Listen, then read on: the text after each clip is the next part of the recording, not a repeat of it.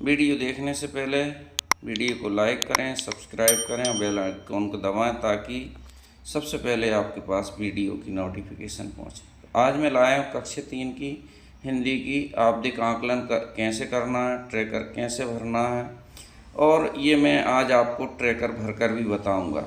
तो वीडियो को अंत तक देखें तभी आपको आकलन करना सीखिए।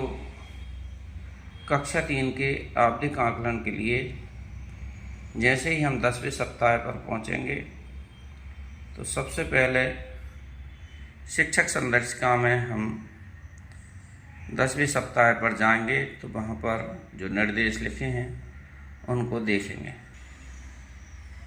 आवधिक आकलन से पहले हम इन निर्देशों का अध्ययन कर लें। आवधिक आकलन सप्ताह में शुरू के 2 दिन आकलन के लिए हैं, शेष 4 दिन आवश्यकता के अनुसार बच्चों के पुनर्शिक्षण और उपचारात्मक शिक्षा के लिए हैं। आकलन लिखित, मौखिक एवं प्रत्येक बच्चे द्वारा धारा प्रवाह सम्मिलित है। पिछले दिन सभी बच्चों से अभ्यास पुस्तिका में लिखित कार्य करवाएं। इसके बाद ही प्रत्येक बच्चे का मौखिक एवं धारा प्रवाह पठन का आकलन करें। बच्चों की संख्या के अनुसार इसी कार्य को करते हुए उपयोग बच्चों के आकलन के पश्चात ट्रैकर पर जानकारी भरना है। इसमें बताऊंगा कैसे भरना है। शिक्षक सप्ताह के पहले 2 दिन प्रत्येक बच्चे की वर्गों को जांचे और प्रत्येक प्रश्न के बारे में स्पष्ट टिप लिखे। ये भी मैं आगे आपको बताऊंगा। टिप के आधार पर बच्चों के ट्रैकर को भरना है। ट्रैकर भरते हुए अभ्यास पुस्तिका, पाठ्य पुस्तक एवं भाष्यकार को भी ध्यान में रखना है। आगामी 4 दिनों में पुनर्शिक्षण उपचारात्मक शिक्षण के लिए आवश्यक गतिविधियों को पुनः करें। आवश्यकता नई गतिविधियां अतिरिक्त अभ्यास को करवाना है। अभ्यास पुस्तिका में दी गई त्रुटियों को ध्यान रखते हुए पुनर्शिक्षण कराना। पुनर्शिक्षण उपचारात्मक शिक्षण के लिए समूह कार्य के साथ साथ जोड़ों में कार्य करवाएं। पीयर लर्निंग, जिन बच्चों को अधिक सहायता की आवश्यकता है उन्हें व्यक्तिगत रूप से अधिक ध्यान दें। इस संबंध में कुछ महत्वपूर्ण निर्देश दिए हैं। शिक्षक आवधिक आकलन सप्ताह में सबसे पहले एक साथ बच्चों को लिखित भाग की जांच कर ले। लिखित भाग हेतु बच्चों को स्वतंत्र रूप से लिखने का अवसर दें। लिखित भाग प्रथम दिवस पूर्ण करने के पश्चात यदि समय रहे तो बच्चों का मौखिक आकलन पृथक पृथक बुलाकर करना। प्रत्येक बच्चे को मौखिक आकलन करते समय अपना उच्चारण स्पष्ट रखें। यदि आवश्यकता हो तो द्वितीय दिवस मौखिक आकलन का कार्य जारी रखें।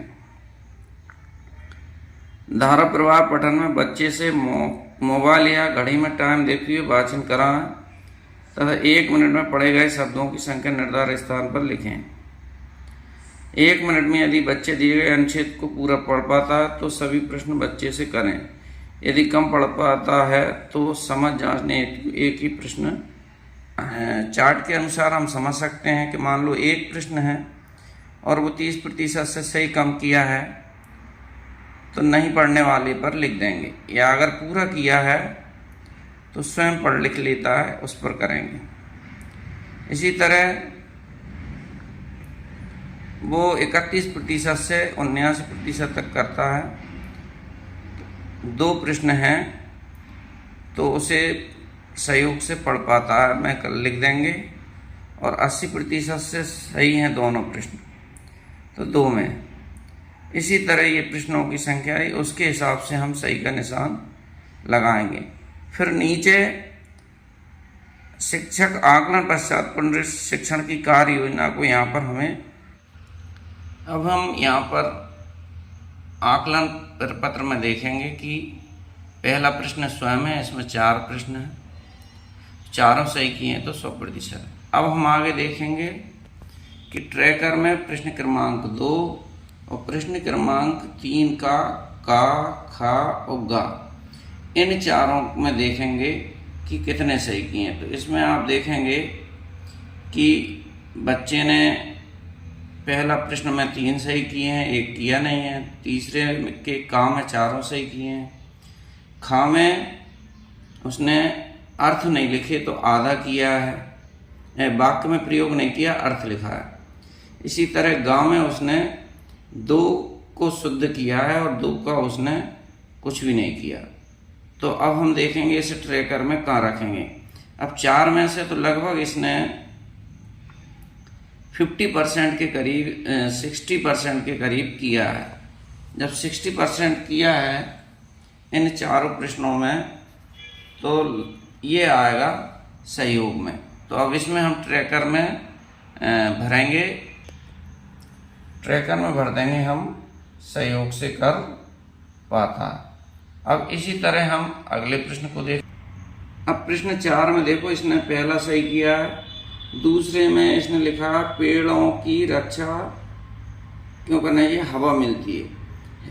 प्रश्न का उत्तर तो ठीक है लेकिन ये लगभग 30% ही है ना। श्रवण कुमार के माता पिता तीर्थ यात्रा करने के कांवर का उपयोग क्यों किया, वे अंधे थे। इसको भी इसने ऐसा नहीं लिखा पूरा, तो लगभग 80% सही है। गिलहरी के अलावा पेड़ों पर कौन कौन घोंसला बनाता है, तो ये भी 80% है। अगर इसका उत्तर वो पूरा लिखता, गिलहरी के अलावा पेड़ों पर चिड़िया, कौवा या और पक्षियों के नाम लिखता और आगे लिखता कि ये घोंसला बनाते हैं, तो वो लगभग पूरा, तो ये 80% है। तो इसमें देखेंगे हम प्रश्न खा जो है वो लगभग हमारा 30% है और पहला सही है, ये भी 80% है। अगर इसमें लिखता वो जीवन में सफलता के लिए दूसरों की सेवा करना आवश्यक है, तो ये 100% सही हो जाता। तो लगभग इसमें ये एक 30% है और बाकी ये तो लगभग ये हो गया अपना 70% के करीब।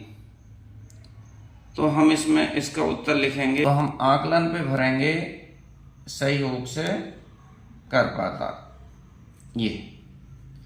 अब इसके बाद हमारा मौखिक अभिव्यक्ति वाला कॉलम आता है, तो इसमें कैसे भरेंगे देखिए।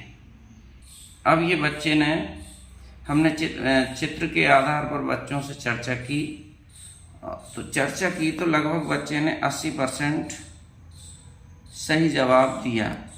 तो हम ट्रैकर पर भरेंगे स्वयं से करता है इस वाले में।